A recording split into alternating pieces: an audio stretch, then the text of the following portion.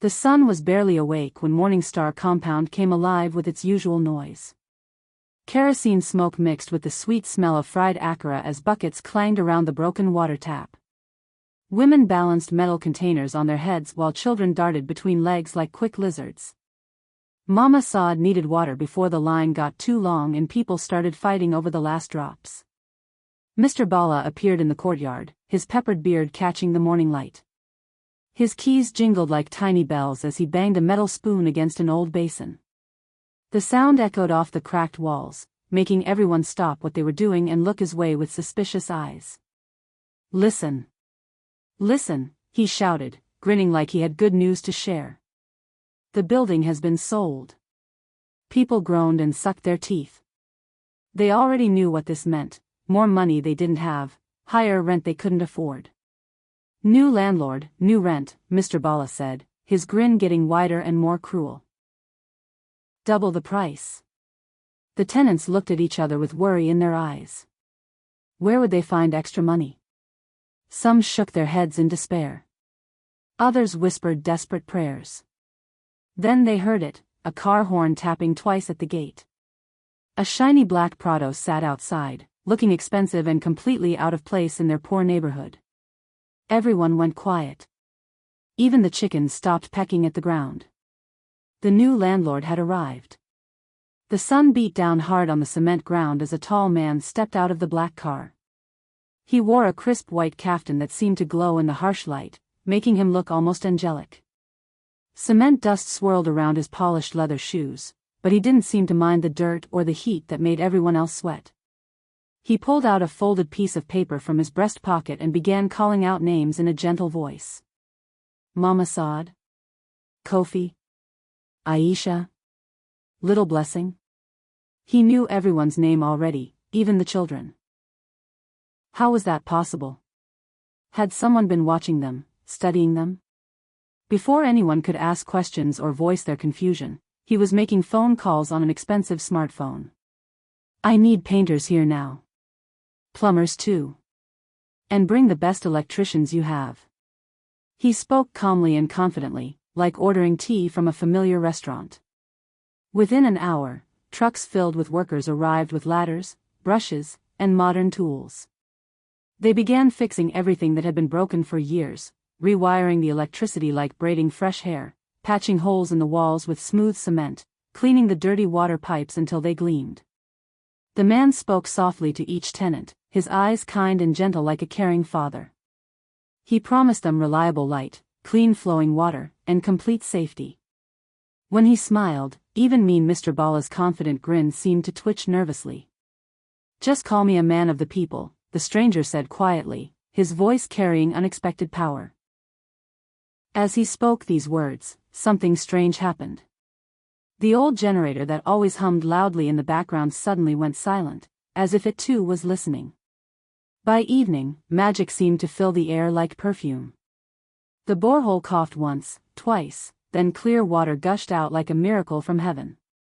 Fresh paint made the walls smell sweet and new, covering years of stains and handprints. Solar lamps blinked on for the first time in years, casting warm yellow light across the grateful faces of the tenants. Kofi couldn't believe his eyes as he stared at the transformation. He ran to the light switch in his room that never worked, no matter how many times he had tried it over the months. Click. The bulb glowed bright and steady, banishing the darkness that had lived there for so long. Everything obeyed this new landlord like he had special powers flowing through his fingertips. Receipts started arriving throughout the day, bills for all the repairs and improvements. But they weren't for the tenants to pay, as everyone had fearfully expected. The landlord had paid everything himself, every single naira. Even more shocking, the old rent board still showed the same prices written in fading chalk. How can rent stay the same? Aisha whispered to her neighbor, her voice full of disbelief. Rich men always want more money, not less. As she spoke these words, she noticed the landlord's driver dragging a heavy burlap sack toward the back fence where the shadows grew thick. The sack looked lumpy and uneven, and it made a soft scraping sound against the rough ground as he pulled it along. What was inside that mysterious bundle? And why was he taking it to the back where no one could see what he was doing? The questions hung in the evening air like the lingering smell of fresh paint and hidden secrets. The night air filled with the delicious smell of jollof rice and perfectly roasted meat. The compound was having a thank you feast for their generous new landlord, and every family had contributed their best dishes. Colorful plastic chairs were arranged in a circle, and someone had even found working Christmas lights to string between the trees. Mama Saad carried a heaping plate to serve the landlord first, as was proper and respectful for an honored guest in their community. But he shook his head gently and took the plate from her weathered hands. Then he served her instead, piling rice high and adding the best pieces of tender meat with his own fingers. "I'm not here for money," he said softly, his eyes catching and reflecting the light from the new solar lamps above. "I'm here to help my people prosper and be happy." The humble gesture melted away the last bits of suspicion and doubt in people's hearts. Children laughed and played games in the bright courtyard while adults shared stories and smiled more than they had in years. The atmosphere felt like Christmas and New Year combined. The landlord promised to build a strong new gate to keep thieves away and even a study shed for the children to do homework. Such impossible kindness seemed like a dream, but there it was happening right before their eyes. As the evening wound down and people began cleaning up, a stray dog padded quietly behind the landlord through the shadows. In its mouth was a thin strip of red fabric, dragging in the dirt like a bloody tail that left dark stains. No one else seemed to notice the strange sight in the darkness. Rain hammered the zinc roofs like 1,000 angry fists trying to break through. Chaik's small room was starting to flood because the gutter above was clogged again with months of accumulated debris. He grabbed a plastic bucket and went outside to clear the blockage before dirty water ruined everything he owned, including his precious school certificates. His hand reached deep into the slimy gutter, fishing around blindly for leaves and plastic trash that always collected there. Instead, his fingers found something that made his skin crawl: charms made of plaited straw, bound tight with red thread that felt sticky and warm. They smelled terrible, like palm wine mixed with something dead and rotting. "Not old juju from previous owners," Mr. Bala said too quickly when Chaik showed him the disturbing objects, his voice higher than usual. "Just throw them away and forget about them." The landlord appeared suddenly beside them as if he had been waiting and watching. He knelt down gracefully and chuckled softly, tossing the charms into the trash bin himself with his bare hands. "Old superstitions," he said dismissively. "We don't need such backwards things anymore in our modern compound." That night, Chaik woke up coughing violently and gasping for air. His throat felt like someone had poured burning petrol down it slowly. Fever burned through his young body like wildfire, and his skin became so hot that his pillow was soaked with sweat within minutes. By morning, 3 other tenants were sick with the exact same mysterious fever and coughing. They all lived in rooms near the gutter where the strange charms had been found buried in the mud. Morning came with the sharp smell of wet ash hanging in the air, but there were no visible flames or smoke anywhere in the compound. Aisha hurried to open her small tailoring stall, hoping to finish a beautiful wedding dress for a customer who would pay good money. But when she reached for her key, it was completely black with fresh soot. Inside her stall, all her beautiful fabrics were completely ruined, burned and crumbling like old newspaper left too long in the sun. Yards of expensive ankara, lace, and silk had turned to worthless ash overnight. But the strangest thing was that the concrete wall right next to her stall looked perfectly normal and untouched. Not a single scorch mark or sign of heat damage. "Must be electrical problem," said the electrician when he came to investigate the mysterious fire, scratching his head in complete confusion. "But these wires are brand new. I installed them myself yesterday. I don't understand how this could happen so quickly." The landlord appeared within minutes of the electrician's arrival, as if he had been waiting nearby and watching for this exact moment. He promised to pay for all the damaged fabrics and to rebuild the stall even better and larger than before, with modern equipment. His overwhelming kindness should have made Aisha feel grateful and relieved after such a loss. Instead, something cold and frightening crawled up her spine as she stared at her ruined livelihood and life's work. High above them, hanging from the edge of her stall's corrugated iron roof, was a single tiny red thread. It swayed gently in the morning breeze like a thin vein, looking fresh and wet even though everything else around it was nothing but dry ash and destruction. Market day brought its usual noise and organized chaos to the busy streets. Kofi had been waiting weeks for this golden opportunity, a DJ gig at the popular bar with their expensive new sound system. The money would help pay for his mother's heart medicine and maybe even buy food for the whole week. His phone rang just as he was getting dressed in his best shirt. "Sorry, the gig is cancelled," said the bar manager, his voice heavy with sadness. "My cousin died suddenly in his sleep last night. We're closing for 3 days of mourning and funeral preparations." Before Kofi could ask any questions or express his sympathy, his phone rang again with a different number. This time it was a clerk from the government office downtown. "Your ID card has expired," the official voice said. "You cannot work anywhere until you get a completely new one." Kofi pulled out his laminated ID card and stared at it in disbelief. According to the date printed clearly on it, the card was valid for 2 more years. How could it suddenly be expired when he had just used it last week? A third call came before he could process what was happening. The bar manager again, but this time his voice was cold and distant. "We found someone else for tomorrow night's event. Sorry, but we won't need you after all." Kofi stared at his phone in complete shock and disbelief. In one terrible morning, he had lost his job, his identification became mysteriously useless, and his only chance for desperately needed extra money had completely disappeared like smoke. Above the courtyard, one of the bright new solar lights flickered once, twice, then became perfectly steady again. There was absolutely no reason for it to flicker since the power was working fine throughout the compound. Mama Ruth sat cross-legged in her small, tidy room, surrounded by the gentle smell of peppermint oil and worn Bible pages that had been read thousands of times. She was trying hard to pray for Chaik and the other sick tenants, but something felt terribly wrong in the spiritual atmosphere. The familiar words wouldn't come easily from her mouth, as if something was blocking them. As she continued praying despite the difficulty, the old wall clock began moving in a very strange way. First it slowed down dramatically, then speeded up frantically, then slowed again to almost stopping.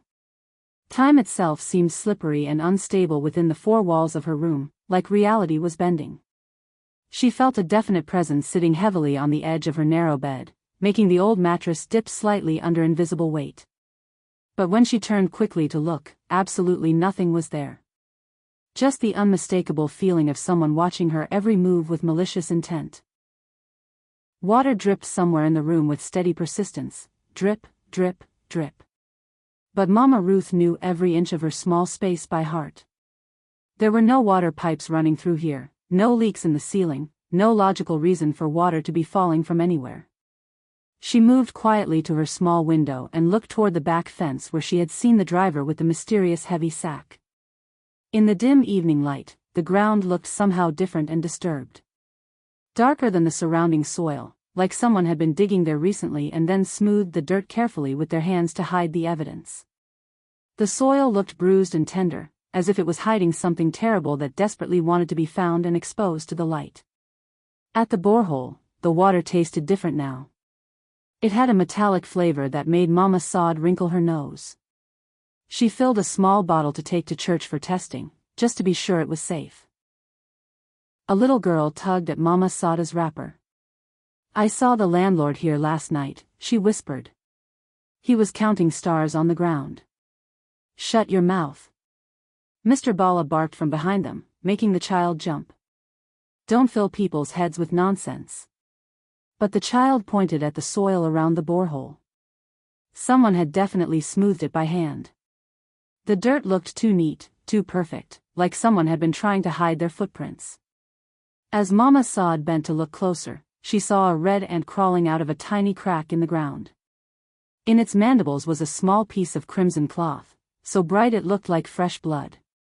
The ant struggled with its burden, trying to pull the cloth free from whatever was buried underneath. More ants appeared, all tugging at red threads that seemed to be coming from deep in the earth. Something was definitely buried there. But what? The afternoon sun made the air wobble like water. Chaik had been sick for 3 days now, and his fever had soaked his mattress through.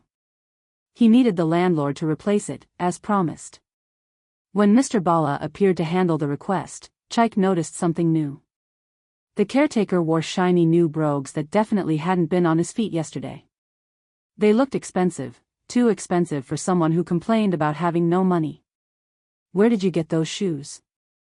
Chike asked weakly. Mr. Bala shrugged, his pockets bulging like meat pies. "Bonus from the new landlord. He appreciates good work." The landlord arrived and assured Chike that a new mattress would come that very day. As he turned to leave, Chike noticed something odd. The bottom of the landlord's white kaftan was stained with red dust that wouldn't brush off. It was the same color as the dust from the back fence, where the ground looked bruised and freshly smoothed. The landlord caught Chike staring and smiled gently. But for just a moment, his kind eyes seemed to flicker with something else. Something cold and calculating that made Chike's fever feel like ice instead of fire. Night fell soft and warm over the courtyard. Candles flickered in the evening breeze, their wax dripping onto the cement like tears. Moths danced around the flames as Mama Ruth led the tenants in prayer for healing and protection. As their voices rose in worship, something strange happened. The bright solar lamps began to dim in a steady rhythm, bright, dim, like a giant heartbeat pulsing through the compound.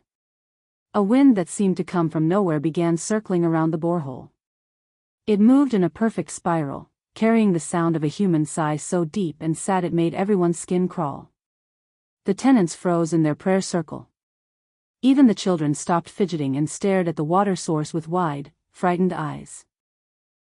In the darkness beyond the fence, they heard the scraping sound of metal against dirt. Someone was digging out there, working by moonlight where no one was supposed to see. The stray dog that had been hanging around the compound began to whimper and paw at the back fence. It knew something was buried there. Something that shouldn't be. The second night of prayer brought heavy air that smelled like rain, but no drops fell. Mama Ruth had told everyone to keep their minds open to whatever God wanted to show them. She didn't expect to see what came next. As she prayed, her eyes grew cloudy and the courtyard began to fade away. In its place, she saw a vision so clear it felt real. The landlord was kneeling by the water tank in the dead of night. In his hands was a red cloth wrapped around something lumpy, like a baby. His lips moved in words she couldn't hear, but she could see a bowl beside him filled with palm oil and gin. He was performing some kind of ritual, burying his bundle while chanting over the liquid offerings. Mama Ruth gasped and clutched her Bible tight against her chest. The vision was so vivid that she felt her knees scrape against the ground as if she was kneeling beside him. When she blinked, she was back in the courtyard with her neighbors. Everyone was still praying peacefully. No one else had seen what she saw. She said nothing, but quietly dropped her candle to mark the spot where she had seen him digging. The photocopy shop smelled sharp with toner ink and hot paper. Mama Ruth had come to check the public property records for Morningstar Compound. She needed to know who really owned their building. The deed looked clean and legal. It listed a company called People's Development Limited. But when Mama Ruth asked for the director's information, she found another name, a politician she recognized from newspaper scandals. This man was famous for all the wrong reasons. People whispered that his court cases always disappeared like smoke. Witnesses would suddenly refuse to testify. Evidence would mysteriously vanish. She printed the files and tucked them carefully under her wrapper. This was the proof she needed. The copy shop clerk leaned close and whispered, "That man's troubles always go away. People who ask too many questions, they get problems instead." As Mama Ruth turned to leave, a hand touched her shoulder. Mr. Bala was standing right behind her, close enough to see what she had been reading. His new brogue squeaked against the floor as he smiled his cold, knowing smile. The afternoon traffic blared and honked outside the compound gate. Mama Ruth walked as calmly as she could, trying not to show her fear. The papers in her bag felt like they were burning holes through the fabric. Mr. Bala caught up with her, all smiles and helpfulness. "Mama Ruth. Let me carry that heavy bag for you." Before she could refuse, he had taken her bag and was walking beside her, chatting about the weather and the new improvements to the compound. His kindness felt as fake as his shiny shoes. When she finally reached her room, Mama Ruth rushed to check the papers. Her heart sank. The bag felt lighter, and when she looked inside, two of the most important documents were missing, the ones with the politician's real name and photograph. She searched everywhere. Under the bed, under the mat, in every corner. Gone. But on the page that remained, there was something new, a faint red fingerprint, still damp and warm to the touch. Someone had marked her papers with blood. The roadside kiosk buzzed with neon light and the hum of a small generator. Mama Ruth had come to talk to the night security guard, hoping he had seen something that could help her understand what was happening. The guard looked nervous when she mentioned midnight visitors. He kept touching the small amulet around his neck and glancing over his shoulder. "I know want Walla," he muttered. "But I tell you what I see. That black Prado, it come at night with no headlight. Like ghost car." He said Mr. Bala had opened the gate himself, moving quietly like he was expecting the visit. Together, they had gone to the back of the compound. "I hear something like singing, but no be normal song," the guard continued. "Like market song, but the words. I no fit understand them." He crossed himself and touched his amulet again. Then he disappeared into his small shed and came back with a shovel. "You go need this," he said, pressing the handle into her hands. "But be careful, Mama. Some ground should not be disturbed." The third night of prayer brought the smell of shea butter mixed with fear. People were scared now. 3 more tenants had fainted during the day, and they all described the same dream, a river of red water that pulled them under. A baby who had been crying for hours suddenly went silent, sleeping so deeply that his mother couldn't wake him. The silence was more frightening than the crying had been. Mama Ruth tried to keep the prayer going, but her hands shook as she held her Bible. Something was growing stronger, feeding on their fear and sickness. The landlord appeared on the balcony above them, looking down with gentle concern. In his hands was a basket of fresh oranges, a kind gesture for the tired prayer warriors. "Please rest," he called down softly. "There's no need to be afraid. Everything will be fine." His voice was so soothing that some people began to relax. But when they peeled the oranges he had given them, sticky red liquid ran down their fingers. The fruit bled like wounds, staining their hands crimson. Inside what was left of Aisha's burned stall, the smell of ash still hung heavy in the air. She was trying to salvage anything she could, maybe a spool of thread or a button that survived the mysterious fire. Beneath the char and soot, her fingers found something that shouldn't have been there. It was a tiny gourd, no bigger than her thumb, plugged tight with cowrie shells. Red lint was stuffed into every crack. The gourd smelled terrible, like palm wine that had gone bad mixed with dirt from a graveyard. When Aisha lifted it, the thing rattled by itself, as if something alive was trapped inside. Her hands shook as she carried it to Mama Ruth's room. She didn't want to hold it any longer than necessary.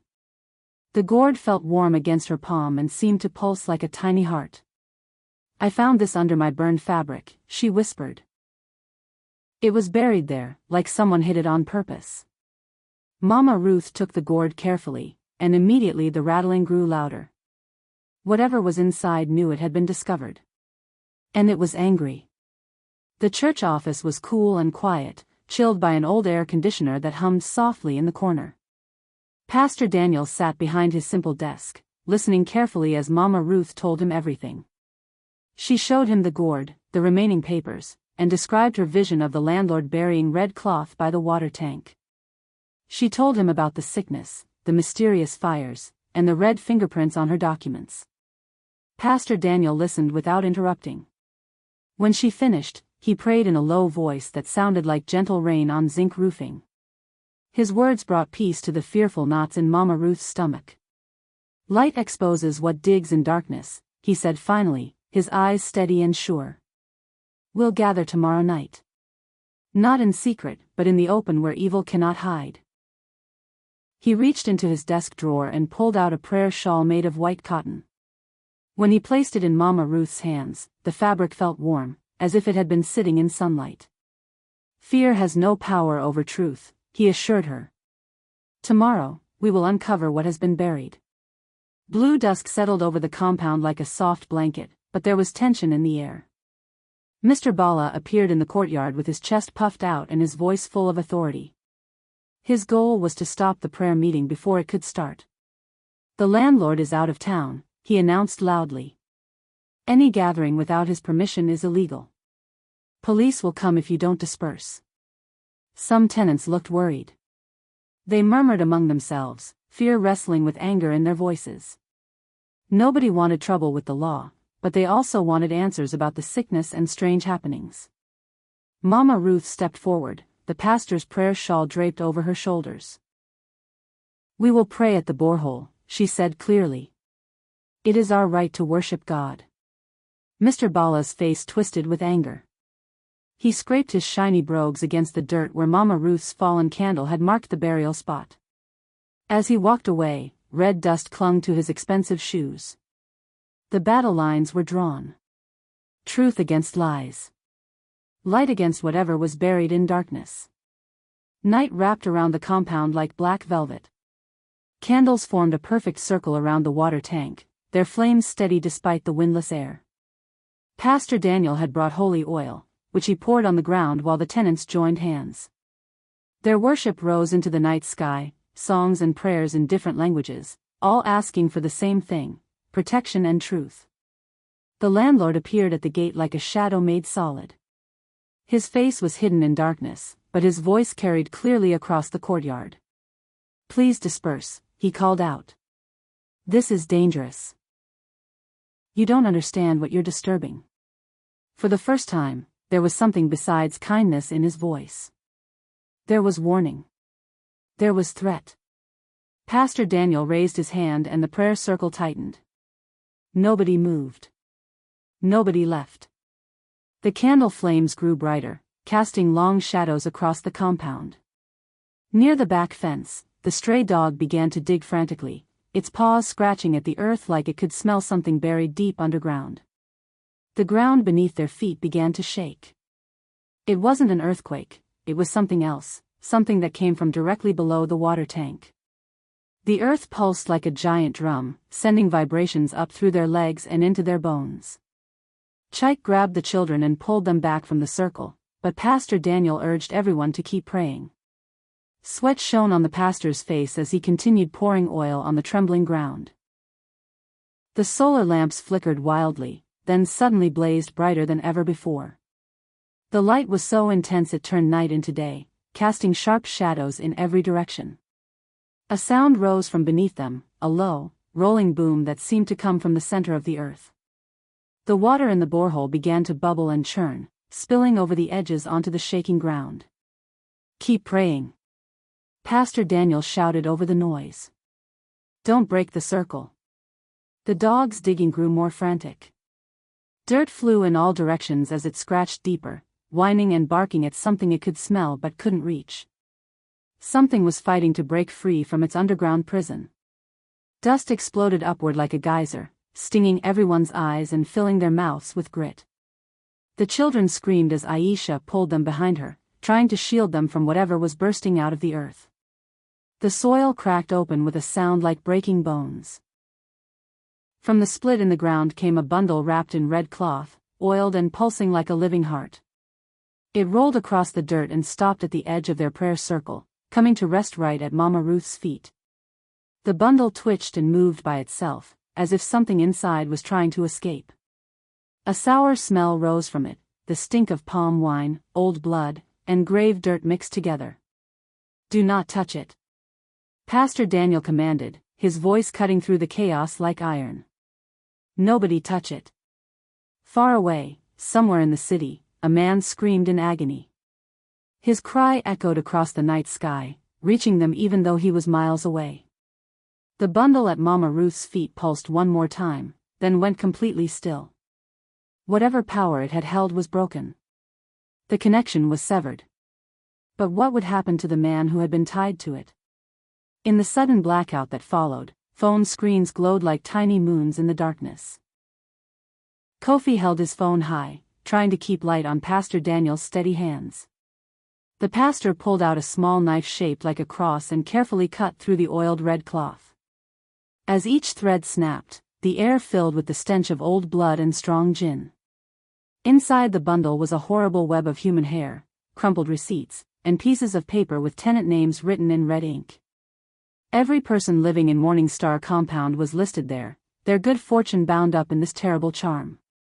As Pastor Daniel cut the last thread, the solar lights exploded back to life with a brilliant flash. In that burst of light, they saw the landlord stumbling into their circle. He was clutching his chest, his face gray with pain. His kind eyes were now filled with terror as he realized what was happening. The charm that had bound their luck to his ambition was destroyed. The invisible rope that connected him to his buried treasure of stolen fortune had been cut. And he was falling. Police sirens wailed in the distance, growing closer with each passing moment. The goal now was not revenge, but truth. Everything had to be spoken aloud before fear could twist the story. The landlord fell to his knees in the middle of their circle, words pouring out of him like water from a broken dam. He told them about the rituals, the election he was trying to win, and the Babalawo who had instructed him to buy a house and steal the luck of everyone who lived there. His trembling finger pointed at Mr. Bala, who stood with his head bowed in shame. "He helped me," the landlord gasped. "I paid him to be my eyes and ears. To tell me who was succeeding, who was happy, so I could take it from them." Mr. Bala whispered, "Forgive me. I needed the money.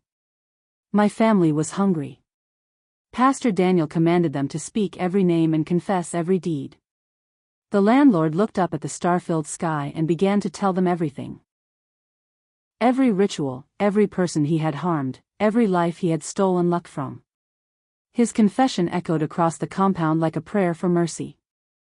Morning light bled slowly into the courtyard, painting the walls gold and pink. The goal now was to seal their freedom and begin healing from the wounds that had been hidden in darkness. Police arrived to take statements and arrest the landlord, who could barely stand. Neighbors gathered from other compounds, some carrying stones and shouting for revenge. But Pastor Daniel raised his hand for silence. "Let the law do its work," he said firmly. "Vengeance belongs to God, not to us." Mr. Bala was led away in handcuffs, his expensive shoes finally dusty and scuffed from the dirt he had helped desecrate. The tenants worked together to scrub the courtyard clean with soap and prayers. They poured blessed water over the spot where the charm had been buried, rededicating their home to light and truth. Children's laughter began to return like migrating birds coming home. The sick tenants grew stronger each day. Lucky breaks and good opportunities started flowing back to those who had lost them. Mama Ruth tied the red cloth to the gatepost as a warning for everyone to see. Below it, she hung a sign that read, "Not every blessing is from God." The solar lamps glowed steady and bright, never flickering again. And the compound lived happily, but wisely, ever after.